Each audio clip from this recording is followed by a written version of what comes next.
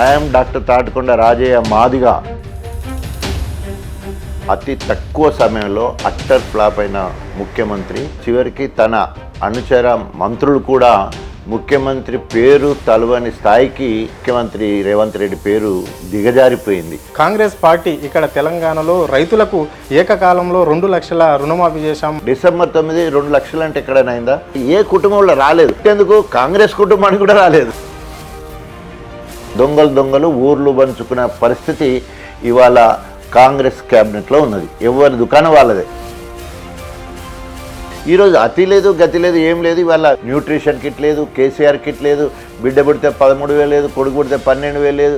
ఏ రంగమైనా utter flop. ఎందుకంటే ఆయన అన్నాడు కదా, నేను గుంపు మేస్త్రి అని. గుంపు మేస్త్రి మంచిగా లేకపోతే కింది మేస్త్రులు ఎట్లా మంచిగా పని చేస్తారు? ఎందుకు కిషన్ రెడ్డి మీద అంత ఫైర్ అవుతున్నాడు? రాష్ట్రానికి బడ్జెట్ రాకుండా కిషన్ రెడ్డి అడ్డుపడుతున్నాడు. అవకాశవాద రాజకీయాలు. ఏ ఎండకు ఆ గొడుగు పట్టే పరిస్థితి. రాజయ్య ఇంత స్థాయికి ఎదిగిండు అనుకుంటే కుల సంఘం నుంచి వచ్చిండు అనుకోవాలా, లేదంటే డాక్టర్ వృత్తి నుంచే ఇంత స్థాయికి ఎదిగిండు అనుకోవచ్చా? Who is the first deputy CM of Telangana అంటే డాక్టర్ రాజా. అది ఎవరిచ్చిండు? కేసీఆర్ ఇచ్చిండు. అది. Welcome to Aadya TV. ఈరోజు తెలంగాణ తొలి ఉప ముఖ్యమంత్రి తాటికొండ రాజయ్య మన స్టూడియోలో ఉన్నారు. అంటే ఈ 15 నెలల పాలలో కాంగ్రెస్ పార్టీ ఏ విధంగా పాలించింది, మరి ఎస్సీ వర్గీకరణ యాందాక వచ్చింది అనే అంశాలపైన మనం అడిగి తెలుసుకునే ప్రయత్నం చేద్దాం. సార్ నమస్కారం. నమస్తే అరుణ్. బాగున్నారా? Fine, thank you Arun, thank you. Sir ఎట్లుంది సార్ మరి 15 నెలల ఈ రేవంత్ రెడ్డి పరిపాలన ఏ విధంగా కొనసాగుతుంది రాష్ట్రంలో? ప్రజలు ఏమనుకుంటున్నారు? మరి ప్రభుత్వం ఇస్తున్న 6 గ్యారంటీలే కావచ్చు, లేకుంటే అనేక హామీలు కూడా ఇచ్చింది, అవన్నీ ఏ ఒక్క హామీ అయినా ఇప్పుడు ఫుల్ ఫిజర్గా ఈ ప్రభుత్వం నెరవేర్చినట్లన్నా? భారతదేశ చరిత్రలో ఇప్పుడున్న రాష్ట్రాలు 28 రాష్ట్రాలలో అతి తక్కువ సమయంలో అట్టర్ ఫ్లాప్ అయిన ముఖ్యమంత్రి చివరికి ఏ రాజకీయ పార్టీ నాయకుడైనా లేదా చివరికి తన అనుచర మంత్రులు కూడా ముఖ్యమంత్రి పేరు తలవని స్థాయికి ఆ ముఖ్యమంత్రి రేవంత్ రెడ్డి పేరు దిగజారిపోయింది. ఇది దానికి పరాకాష్ట. ఆయనకు ఏం చేసిండు అనే దానికి పరాకాష్ట. ఎందుకోసం అంటే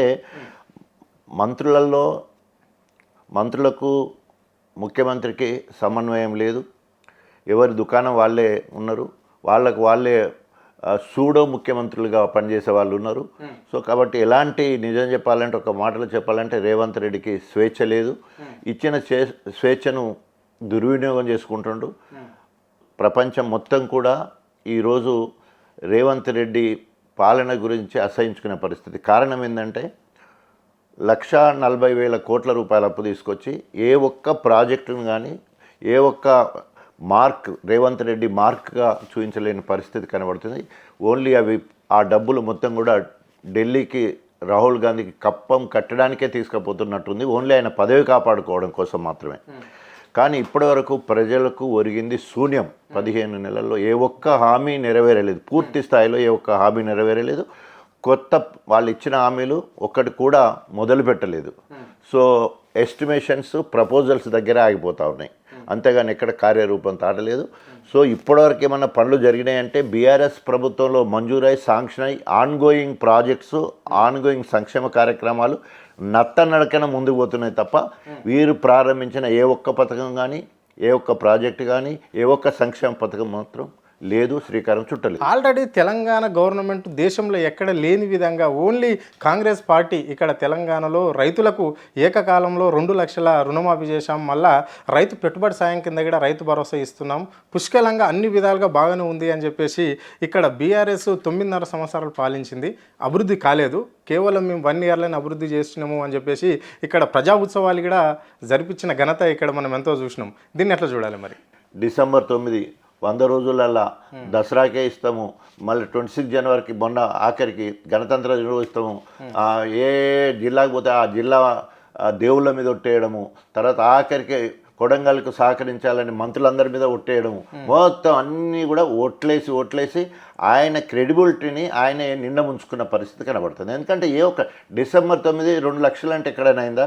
ఓపెన్ ఛాలెంజ్ కేటీఆర్ చేసిండు కదా, నీ సొంత ఊరికే పోదాము, లేదా నువ్వు ఎంచుకున్న ఊరికి పోదాము, నీ నియోజకవర్గంకి పోదాము, ఎవరికి రుణమాఫీ అయిందో ఒక్క ఊర్లో మొత్తం ఏమైనా అయిందేమో చూద్దాము, రైతు భరోసా. ఇంక అంతేందుకు, మొన్న గణతంత్ర దినోత్సవం జనవరి 26 రోజు మొత్తము అందరికీ ఒక్క విలేజ్కి, స్మాలెస్ట్ ఆఫ్ ద స్మాల్, మన రాష్ట్రంలో 12,674 గ్రామ పంచాయతీలు ఉన్నాయి. రైట్.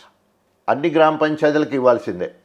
కేసీఆర్ గారు రైతు బంధు ఇచ్చినప్పుడు ఏకకాలంగా ఇన్ని గ్రామాలకు పడుతుండేది, ఏకకాలంలో టింగ్ టింగ్ అనే పడే పరిస్థితి ఉండేది. ఈయన వచ్చి ఏం చెప్పిండు, 26 జనవరికి అందరికి ఇస్తానని చెప్పేసి మళ్ళీ ఆ రోజు ఏం చేసిండంటే మండలంలో ఒక్క village, smallest of the small village, మండలంలో అతి చిన్న గ్రామంలో అందరికీ రేషన్ కార్డులు ఇస్తాం, అందరికీ ఏది మన ఆత్మీయ భరోసా ఇస్తాం, తర్వాత రైతు రుణమాఫీ పూర్తయిపోతే రైతు భరోసా ఇచ్చేస్తాం, ఇందిరమ్మ ఇండ్లు ఇస్తాం, ఐదు ఇస్తామని చెప్పిండు. It is a challenge. ఈ రోజు వరకు ఏ ఊర్లోకైనా పోయి, ఇప్పుడు సెలెక్టెడ్ విలేజ్కి పోయి ఏ ఊరికైనా పోయి ఆ ఊర్లో ఇందిరమ్మ ఇల్లు పేరు మీద తట్టమత్తి తీసిండా, లేదా ఎక్కడైనా అడ్వాన్స్గా 1,00,000 రూపాయలు ఇచ్చిండా, లేదా రేషన్ కార్డు ఇచ్చిండా. అంటే ఎట్లా ఉన్నదంటే పరిస్థితి, రేషన్ కార్డులు ఇవ్వలేదు, అది ఇవ్వలేదు, రైతు రుణమాఫీ పూర్తి కాలేదు, ఎక్కడ కూడా 35 to 40. అది ఎట్లా ఉన్నదంటే రుణమాఫీ విషయంలో ఒక మాట, మొన్న కాంగ్రెస్ నాయకుడే గాంధీ భవన్కి పోయి, ఓ ముసలి నేను కాంగ్రెస్, నాకు రుణమాఫీ కాలేదు, రైతు భరోసా రాలేదు, నేను ఇస్తేనే ఎక్కించాలి పోతే నేను కాంగ్రెస్కే ఓటేసిన అనే పరిస్థితి కనబడుతున్నదంటే, అదే పరిస్థితి ఇవాళ ఆ స్మాలెస్ట్ ఆఫ్ ద స్మాల్ విలేజ్లో కాంగ్రెస్ కార్యకర్తలే ఉన్న వాళ్ళు ఉంటారు కదా, ఓటేయించిన వాళ్ళు ఏ ఇంటికైనా పోయి ఆ రైతు రుణమాఫీ రైతు భరోసా వచ్చిందా, ఆ ఇళ్ళకు 20 మహాలక్ష్మి గృహలక్ష్మి పేరు మీద 2500 వచ్చిందా, బిడ్డ కాలేజీ పోతుంది కదా స్కూటీ వచ్చిందా, పెద్ద బిడ్డకి పెళ్లి చేసినావు కదా నీకేమన్నా తులం బంగారం వచ్చిందా, ఇంట్లో వికలాంగుడు ఉంటే 6,000 వచ్చింది. నిన్న మనం పేపర్ చూసినాం కదా, పిల్లలకు 2,000 4,000 అయినాయి అని అడిగితే ఏ కుటుంబంలో రాలేదు. ఇంతెందుకు కాంగ్రెస్ కుటుంబానికి కూడా రాలేదు. ఆల్రెడీ ఎత్తేసినట్లనే గవర్నమెంట్ మంత్రి పొంగులేటి శ్రీనివాస్ రెడ్డి చెప్పాడు కదా, తులం బంగారం ఇచ్చే పరిస్థితి లేదు ప్రభుత్వం అన్నాడు, అంటే ఎత్తేసినట్లన్నా. అదే చెప్తున్నా కదా, ఒక్కొక్కరు ఒక్కొక్క రకంగా మమ్మల్ని మొత్తం పంట ఎండిపోతే నైనా కారణం అంటానని రేవంత్ రెడ్డి. అంటే మొన్నటి వరకు ఎమ్మెల్సీ ఎలక్షన్స్ ఉండే కోడ్ ఉండే కాబట్టి కాలేదేమో, ఇప్పుడన్నా ముందు అవుతుందేమో. అంటే ఆ పరిస్థితి, ఎందుకంటే అల్లు నోట్లో శని ఉన్నదండి, అన్నీ ఉన్నాయి, అల్లు నోట్లో శని ఉన్నట్టు ఆయన నోట్లో శని ఉన్నది. మంచిగా పచ్చగా దాదాపు 3 కోట్ల మెట్రిక్ టన్నుల ధాన్యాన్ని పండించి దేశంలో నెంబర్ పంజాబ్ హర్యానాను మించి పండించేసి ఇరిగేషన్ ప్రాజెక్టులను గొప్పగా మనము ప్రారంభించుకొని, తర్వాత మిషన్ కాకతీయ ద్వారా చెర్లని పునరుద్ధరించుకొని, తర్వాత రైతుకు ఎక్కడ లేని విధంగా రైతుకు పెట్టుబడి ఇచ్చి, రైతుకు సాగునీరు అందించి, తర్వాత నాణ్యమైన 24 hours 24 గంటల ఉచిత విద్యుత్ ఇచ్చి, రైతు ఏ కారణం చేతనైనా చనిపోతే దినం వెళ్ళకముందే 5 లక్షల రూపాయలు ఇచ్చిన ప్రభుత్వం, రైతును రాజును చేయడం కోసం ఐక్యరాజ్య సమితి సైతము మెచ్చుకున్నది తెలంగాణ రాష్ట్రం. ఈ ప్రభుత్వంలో ఈ 15 నెలల కాలంలో రైతులు ఇంత అవస్థ ఎందుకు పడుతున్నారు అంటే, ఇప్పుడు ఆ బెల్ట్ చూస్తున్నాం, మీ వరంగల్ బెల్ట్ కావచ్చు, సూర్యాపేట బెల్ట్ కావచ్చు, పంట పొలాలు ఎందుకు ఎండిపోతున్నాయి రైతులై? ప్రభుత్వం దగ్గర ఒక సరి అయిన ప్రణాళిక లేకపోవడం, తర్వాత బీఆర్ఎస్ ప్రభుత్వ వైఫల్యాలుగా చూపించి, ఒక మేడిగడ్డ ఏదో ఒక పిల్లర్ కుంగిపోతే అది ప్రభుత్వ వైఫల్యంగా చూపిస్తూ అక్కడ నీళ్లు ఇటు తీసుకురాకుండా మొత్తం సముద్రం పాలయ్యేటట్టు లక్షలాది క్యూసెక్ల నీళ్లు సముద్రం పాలయ్యే కార్యక్రమం చేసి సరి అయిన సమయంలో ఇప్పుడు దేవాదుల ప్రాజెక్టు కోసం సమ్మక్క సారాలమ్మ బ్యారేజ్ దగ్గర ఎప్పుడు 7.5 TMC నీళ్లు నిల్వ ఉంటాయి, పోయినాక కూడా సరిగ్గా ప్రణాళిక పెట్టుకొని అక్కడ కరెంటు బిల్లులు పూర్తి కట్టేసి, తర్వాత పంపులు ఆన్ చేసేది ఉంటే మొత్తం మీరు అన్నట్టు వరంగల్ ఎక్కువ భాగము, స్పెషల్లీ గన్పూర్ అయితే మొత్తం దేవాదుల కిందనే ఉంటుంది, అట్లాగే జనగాము, పాలకుర్తి, వర్ధన్నపేట, ఇప్పుడు నర్సంపేట, ఇవన్నీ కూడా ప్రాంతాలన్నీ కూడా. అయితే సరిగ్గా నీకు ప్రణాళిక లేదు కాబట్టి, రివ్యూ లేదు కాబట్టి, పంపులు సరైన సమయంలో ఆన్ లేకపోతే చెరువుల సంగతి దేవుడెరుగు, రిజర్వాయర్లో నీళ్ళు లేని పరిస్థితి.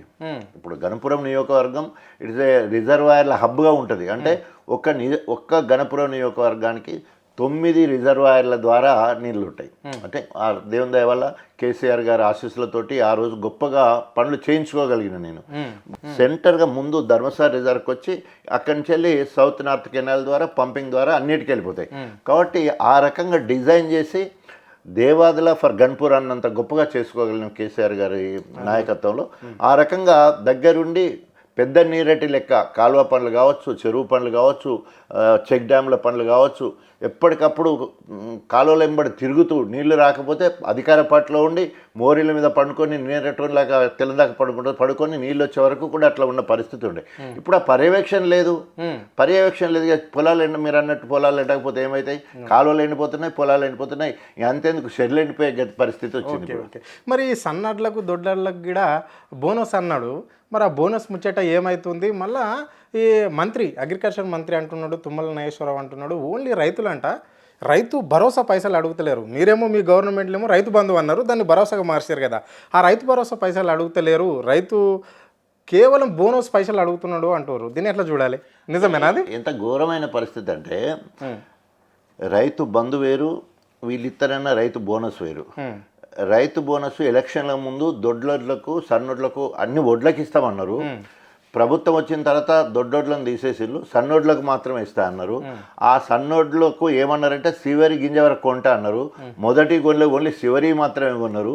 ఆ చివరకు కూడా బోనస్ కింద ఒక అభివక్త వరంగల్ జిల్లాకే 89 కోట్లు రావాలి. ఇప్పటికి 2 నెలలు అయిపోయింది. 89 కోట్లు, దాదాపు 500 కోట్ల రూపాయలకు సంబంధించిన బోనస్ పైసలు రాష్ట్రం మొత్తం కూడా ఇప్పుడు బాకీ ఉన్నది. ప్రభుత్వం ఇవ్వాల్సింది. వడ్లు అమ్ముకున్నారు, పైసలు వచ్చేసినాయి, ఆ బోనస్ పైసలు మాత్రం ఇప్పుడు రాని పరిస్థితి. ఇక రైతు భరోసా విషయానికి వస్తే రైతు బంధు అన్నం దాదాపు 73 వేల కోట్ల రూపాయలు 12 సార్లు రైతు ఖాతాలో వేసిన చరిత్ర మరి బీఆర్ఎస్ ప్రభుత్వానికి. అదే రైతు రుణమాఫీ కింద ఒక 28 వేల కోట్లు, దగ్గర 1000 కోట్ల రూపాయలు, 1,00,000 కోట్ల రూపాయలు నేరుగా రైతు ఖాతాలో పడ్డాయి. ఎలాంటి పైరోలు, ఎలాంటి ఆంక్షలు.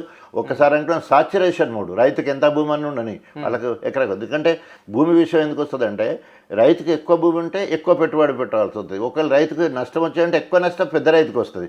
చిన్న రైతుకు చిన్న నష్టం ఉంటుంది, పెద్ద రైతుకు. రైతు అంటే రైతేగా కేసీఆర్ చూసి ఆ రకంగా సాచురేషన్ మోడ్లో రైతులకు రుణమాఫీ, సాచురేషన్ మోడ్లో రైతులకు రైతు బంధు, సాచురేషన్ మోడ్లో 24 గంటల ఉచిత కరెంటు. అంటే అందరికీ బీదోళ్ళు ధనవంతులు అట్లా లేకుండా రైతు అన్న ఒక గిట్రాయిగా తీసుకొని రైతుకు అన్ని రకాలుగా సహాయం అందించాలి.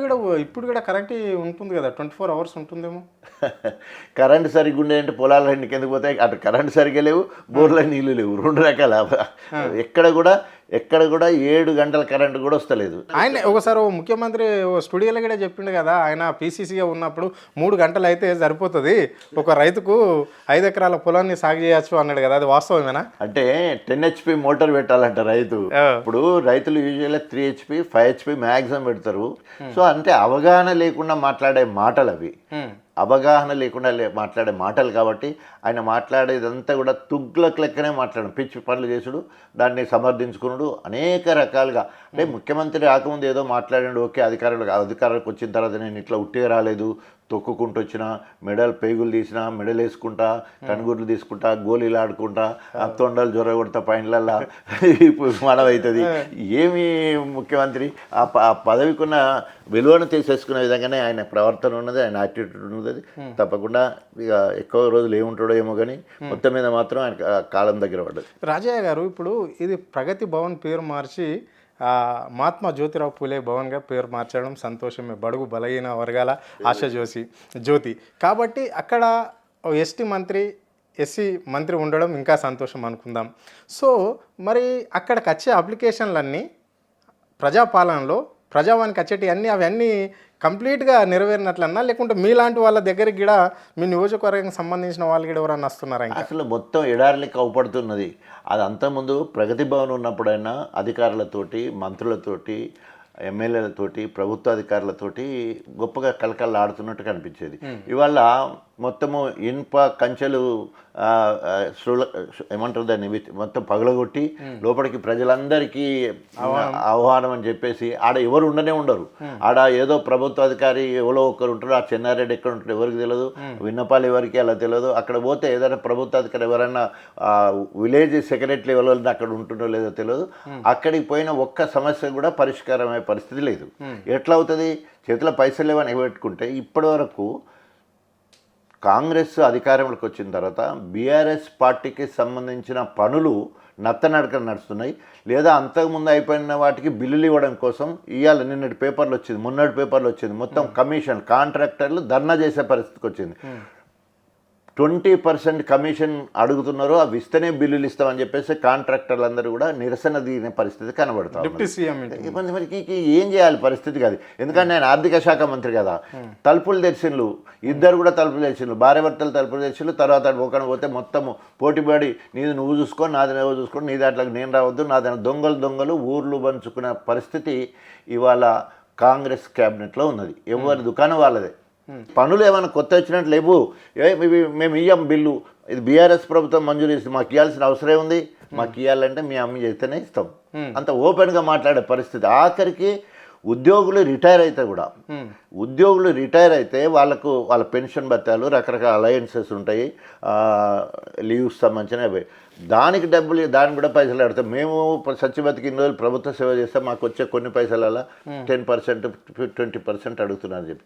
నాకు తెలిసిన ఒక రిటైర్డ్ పోలీస్ అధికారి, ఏసీపీ స్థాయి అధికారి నాకు పరిచయం ఫోన్ చేసి, ఆర్థిక శాఖ ఫోన్ చేస్తే అతి లేదు గతి లేదు, కారణం ఏందని ఇండైరెక్ట్గా తెలుసుకుంటే అక్కడ ఏదైనా పర్సెంటేజ్ వాళ్ళకి ముడితేనే ఇస్తారట, లేకపోతే ఇయ్యారట అన్న పరిస్థితి వచ్చినప్పుడు నిజంగా ఆ ఏసీపీ కళ్ళకి నీళ్ళు పెట్టుకొని నేను ఎందుకు పైసలు వెళ్ళండి, నేను పుణ్యానికి అడుగుతున్నానా, నేను కాంట్రాక్టర్నా, నేను ఉద్యోగం చేసి రిటైర్ అయిన తర్వాత నాకు రావాల్సిన లావాదేవీలు, నా బెనిఫిట్స్ అడుగుతున్నాను, అది ఎంత బిల్లు ఒక 60-65 లక్షలు ఉన్నది అంతే, 65 లక్షలు కూడా నేను ఇవ్వాలంటే ఎట్లా అని చెప్పేసి. అంటే ఎంత బాధాకరం అంటే అట్లా తయారైపోయింది. రాజయ్య గారు, మీ ఆధ్వర్యంలో బీఆర్ఎస్ కమిటీ ఒకటి వేసింది, అంటే హెల్త్కు సంబంధించి ఎట్లా ఉన్నాయి మరి రాష్ట్రంలో ఉండే హాస్పిటల్ల పరిస్థితి ఏంటి? మరి సిటీలో కేసీఆర్ గవర్నమెంట్లో బస్తీ దవాఖానలు ఉండేవి, అవి ఇప్పుడు రన్ అవుతున్నట్లన్నా? మొత్తం కూడా ఒక్క వైద్య రంగమే కాదు, వైద్య రంగంతో పాటు వ్యవసాయ రంగము, మహిళా సంక్షేమము, తర్వాత ఇరిగేషను, ఎడ్యుకేషను, ఏ రంగమైనా అట్టర్ ఫ్లాప్. ఎందుకంటే ఆయన అన్నాడు కదా, నేను గుంపు మేస్త్రి మంచిగా లేకపోతే కింద మేస్త్రులు ఎట్లా మంచిగా పని చేస్తారు. సో ఎవ్వరు కూడా పని చేస్తలేరు, ఏ శాఖ కూడా పని చేస్తలేదు. సో అట్లాగే వైద్య శాఖలో ఎంత గొప్పగా ఉన్నదంటే హోమ్ డెలివరీస్ తక్కువ చేసి మొత్తం ఇన్స్టిట్యూషనల్ డెలివరీస్ అని ఒక సిస్టమ్ తీసుకొచ్చి, ఆ ఇన్స్టిట్యూషన్ డెలివరీస్లో కూడా సెక్షన్స్ లేకుండా, ఆపరేషన్ లేకుండా, కత్తి లేకుండా స్పాంటేనియస్గా డెలివరీ కావాలని ఒక సిస్టాన్ని తీసుకొచ్చి, దానికి సంబంధించిన బలంగా ఉండడం కోసం న్యూట్రిషన్ కిట్ ఇచ్చి, తర్వాత కానుపు నొప్పులు వస్తే 108 వాహనాన్ని పెట్టి తీసుకుపోయి, తర్వాత కరెక్ట్గా అబ్జర్వ్ చేసి అన్ని రకాలుగా తెలంగాణ డయాగ్నోస్టిక్ సెంటర్ మీద 55 రకాల పరీక్షలు గవర్నమెంట్ చేసి, స్కానింగ్ చేసి, సులభ కాన్పు చేసి, మళ్ళీ ఇంటికి వచ్చేటప్పుడు ఆడపిల్ల పుడితే 13,000, కొడుకు పుట్టేది ఉంటే 12,000 ఇచ్చి, కేసీఆర్ కిట్ మొత్తము మంచిగా పాపను ఇచ్చేసి, దాంట్లో మంచిగా పరుండ పెట్టుకొని దుప్పటి కప్పినట్టు వెచ్చగా పాపను మళ్ళీ 104 ఫోన్ చేస్తే మళ్ళీ ఇంటికి క్షేమంగా తల్లి పిల్లలు క్షేమించే పరిస్థితి బీఆర్ఎస్ ప్రభుత్వం. ఈరోజు అతి లేదు గతి లేదు, ఏం లేదు. ఇవాళ విచ్చలవిడి ఎక్కడ పడితే అక్కడ మళ్ళీ సెక్షన్స్ అయిపోతూ ఉన్నాయి. న్యూట్రిషన్ కిట్ లేదు, కేసీఆర్ కిట్ లేదు, బిడ్డ పుడితే 13,000 లేదు, కొడుకు పుడితే 12,000 లేదు, ఏదంటే ఏది లేదు. అట్టర్ ఫ్లాప్ వైద్య శాఖలో. ఎలాంటి ఒక ఊర్లలో మొత్తము గ్రామాలన్నీ కూడా ఏమంటారు, మొత్తము అశుభ్రత ఏమంటారు అది నిలయాలు అయిపోయినాయి, అశుభ్ర నిలయాలు అయిపోయినాయి. ఎందుకంటే అంతకుముందు గ్రామాలకు నెలకి 230 కోట్ల రూపాయలు పల్లె ప్రగతి పేరు మీద నిధులు ఇచ్చేది. దాంట్లో 10% గ్రీన్ బడ్జెట్ అని పెట్టేసి మొత్తం చెట్లు పెంచడానికి ఇచ్చేది, నీళ్లు కొట్టడానికి వాటర్ ట్యాంకులు ఇచ్చడం. 12,674 గ్రామ పంచాయతీలు ఉంటే అన్ని ఒక్కొక్క ఊరికి ఒక్కొక్క ట్రాక్టరు, ఒక్కొక్క ట్రాలీ, ఒక్కొక్క ట్యాంకరు. తర్వాత పల్లె ప్రకృతి వనం ప్రతి ఊర్లో మొత్తం పచ్చగా నీళ్లు కొడితే నిగనిగలాడుతూ ఆ చెట్లు, పూలు, పండ్లు, కాయలు కాసే పరిస్థితి ఉన్నాయి. ఎంత ఘోరం అంటే మనం రోడ్ల పొండి పోతే అవి చూసేది ఉంటే ఎడారి లెక్క అయిపోయినాయి, ఎండిపోయినట్టు అయిపోయింది, అడవిని చూసినట్టు అనిపిస్తుంది అని చూస్తే. అంటే అప్పటి పచ్చదనము, పరిశుభ్రత అంత గొప్పగా ఉంటే ఇప్పుడు ఎడారి లెక్క అయిపోయింది కాంగ్రెస్ హయాంలో. ఒక ఊరికి పోతే చూడాలనే పరిస్థితి లేదు. ఎక్కడ పడితే అక్కడ వాళ్ళ గ్రామ పంచాయతీ సిబ్బందికి 7 నెలల నుంచి జీతాలు లేవు. వాళ్ళు వచ్చి ఇవాళ 5 పైసలు కొంత ఇస్తే వాళ్ళ ఇంటి ముందు శుభ్రం చేస్తారు, లేకపోతే వెళ్ళిపోతుంది. బతుకు తెరువు లేదు కదా. వాళ్ళు మరి వాళ్ళకి 8,500 జీతం నెలకు కేసీఆర్ ప్రభుత్వం టెన్షన్గా ఇచ్చే పరిస్థితి కాంచెల్లి. ఇక 850 లేకపోతే వాడు ఎట్లా బతకాలి, బతుకైతే కావాలి. కాబట్టి యాన్నో ఏ ఇంటి ముందు పని చేస్తే ఆ ఇంటి ముందు ఇంత అడుక్కొని తినే పరిస్థితి దాపురించింది గ్రామ పంచాయతీ సిబ్బందికి. మరి ముఖ్యమంత్రి ఢిల్లీ పోయినప్పటికల్లా గతంలో డిప్యూటీ సీఎం పోతుండే బట్టి విక్రమార్క, ఇప్పుడు శ్రీధర్ బాబు పోతున్నాడు. మరి నిజంగా ఫస్ట్ నుంచి కాంగ్రెస్లో ఉన్న వాళ్ళే ఎందుకు ముఖ్యమంత్రి అంటే పోవాల్సిన పరిస్థితి వస్తుంది ఢిల్లీకి? అంటే ఒకరి మీద ఒకరి నమ్మకం లేకపోతే ఏమవుతుందని చెప్పేసి రేవంత్ రెడ్డి కానీ మీరు అన్నట్టు శ్రీధర్ బాబు అయ్యగారు, తర్వాత ఉత్తమ్ కుమార్ రెడ్డి ఒక ముఖ్యమంత్రి, తర్వాత దళితుడు ముఖ్యమంత్రి అయితే బట్టి విక్రమార్క ముఖ్యమంత్రి, వీళ్ళందరికంటే నేనే గ్రేటు అని వెంకరెడ్డి గారు, ఇట్లా ఎవరికి వాళ్ళే ముఖ్యమంత్రి వాళ్ళే హెలికాప్టర్ గురించి కొట్లాడడం, విందులకు విహార యాత్రలు కూడా దాన్నే తీసుకుపోవడం, దాని మీద అలుగుడు కూడా నాకెందుకు హెలికాప్టర్ నువ్వు ఎందుకు వాడతావని. అంటే ఇట్లాంటివన్నీ అనేకం జరుగుతూ ఉన్నాయి. అయినా కూడా ఇప్పటికే దాదాపు 36-37 సార్లు రేవంత్ రెడ్డి ఢిల్లీకి పోయే పరిస్థితి కనబడుతూ ఉన్నది. ఏం చేస్తాడు, ఆయనకు స్వేచ్ఛ లేదు, ఒక్కడే పోయే నథింగ్ డూయింగ్, ఎవరు రావద్దంటే రాకుంటుంటారు. నువ్వేంది మాకు చెప్పేది కింద మరి ఉంటుంది కదా అంతే కదా. ఇంకో విషయం వస్తే అంటే కాంగ్రెస్ పార్టీ దాదాపుగా 150 ఏళ్ళ చరిత్ర అని చెప్పుకుంటున్నారు. మరి మంత్రి విస్తరణ ఎందుకు జరగడం లేదు ఈ రాష్ట్రంలో? ఎందుకు భయపడుతుండు ముఖ్యమంత్రి? ఆయన గంభీరంగా గట్టిగా ఆయన ముద్ర అంటూ పాలనలో ఉంటే ఆయన ఏమైనా కమాండ్ చేయగలడు. ఆయన ఎట్లా అంటే ఊడితే ఊసిపోయే ముక్కులు ఎక్కువ ఉన్నది, తుమ్మితే ఊడిపోయే ముక్కులు ఎక్కువ ఉన్నది కాబట్టి గట్టిగా అదుముకొని ఆగుతున్నాడు.